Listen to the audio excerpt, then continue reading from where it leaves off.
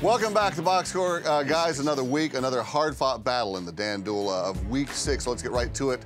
He is the host of Football Night in America, a sports icon all over the globe. Dan Patrick, however, finished only better than two of the Danettes. His team fueled by a great performance by Chris Ivory.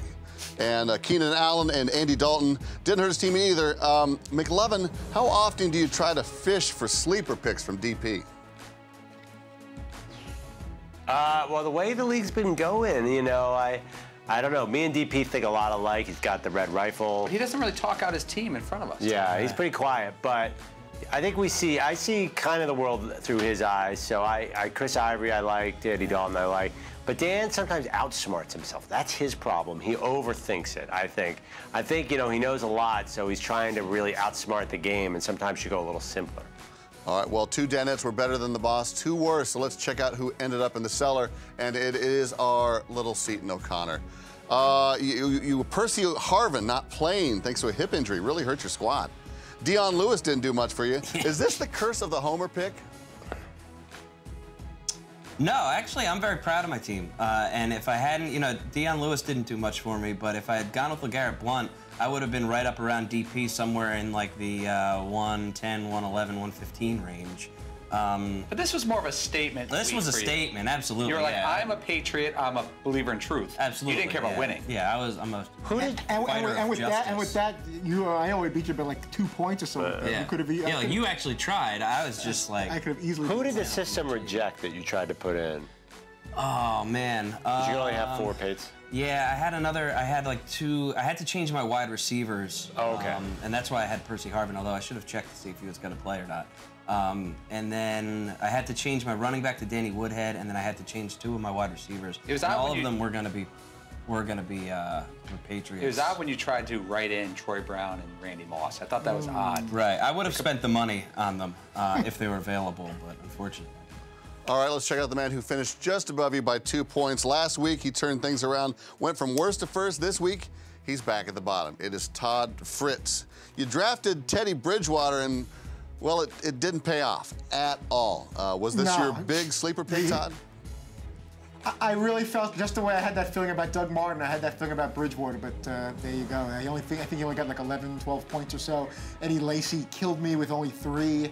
I think the Packers defense only gave me 6. Jeremy Maclin had like just over 6. So, you know, do the math. Unless I was going to get huge numbers from the other running backs and receivers. Gronk didn't put up a big number at tight end in the Colts game Sunday night. So it was just pretty much a disaster going from first to just 2 points away from back down to last. All right, now we get to the big boys. Dan passing Fritz in points. Now we look towards second place, Andrew McLovin. Pearl, you had 6 guys post double-digit numbers. Are you starting to get in your fantasy stride right now? I don't know about that. I think I was thinking, I was watching closely on Sunday that this was the week, that I was having a real big week. But Adrian Peterson absolutely devastated me. I was counting on a 30 spot from Adrian, but he didn't come through. Everybody else, it's funny because we all had a lot of same players. Allen Robinson. Yeah, he did well. I think a bunch of us had the Jets running back, Chris Ivory. So I knew, I was watching the week, I'm like, you know, everybody's doing pretty good here. This is going to be a close battle this week. Adrian Peterson just couldn't get me over the top. All right, our top DanDuel team of the week is Paul Pabst.